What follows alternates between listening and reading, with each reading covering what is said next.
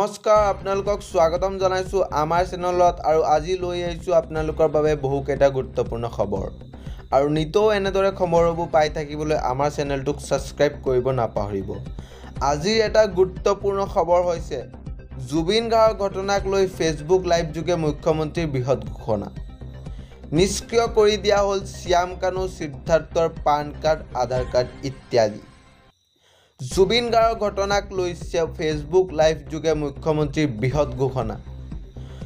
পলাই থাকিলে বিপদ নিশ্চিত, নিষ্ক্ৰিয় কৰি দিয়া হ'ল শ্যাম কানু আৰু সিদ্ধাৰ্থৰ পান কাৰ্ড আধাৰ কাৰ্ড।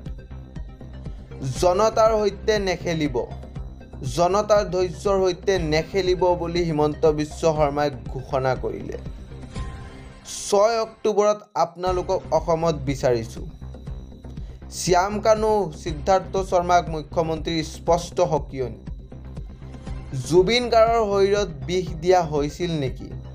সকলো ওলাব লাগিব, সকলো প্ৰশ্নৰ উত্তৰ দিব লাগিব তেওঁলোকে অসমবাসীক।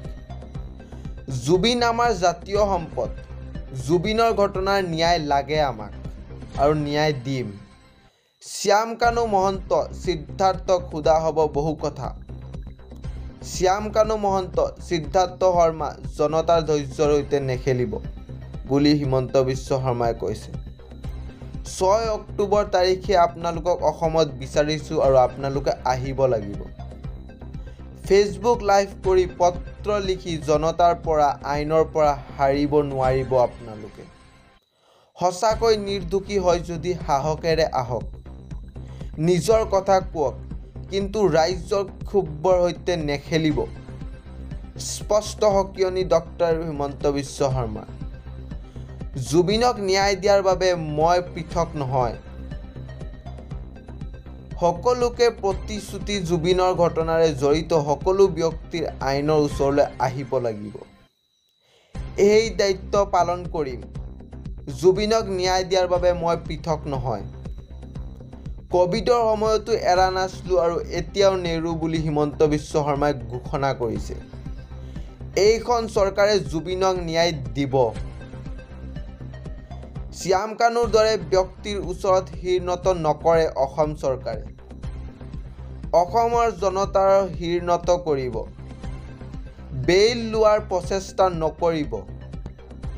জুবিনৰ হত্যাৰ প্ৰতিটো ঘটনা তন্ন তন্নকৈ ক'ব লাগিব আপোনালোকে। দোষী হ'লে আইনে কঠোৰ শাস্তি দিব। আইনৰ পৰা দূৰত থাকিলে বিপদ নিশ্চিত আপোনালোকৰ। এই বুলি ডক্টৰ হিমন্ত বিশ্ব শৰ্মাই ঘোষণা কৰিলে। জুবিন গাৰ্গৰ ঘটনাৰ তদন্ত ক্ষিপ্ৰ গতিত চলি আছে। 6 অক্টোবৰত ছিংগাপুৰৰ 8 গৰাকী প্ৰৱাসী অসমীয়া আহিব লাগিব CIDৰ তদন্তত।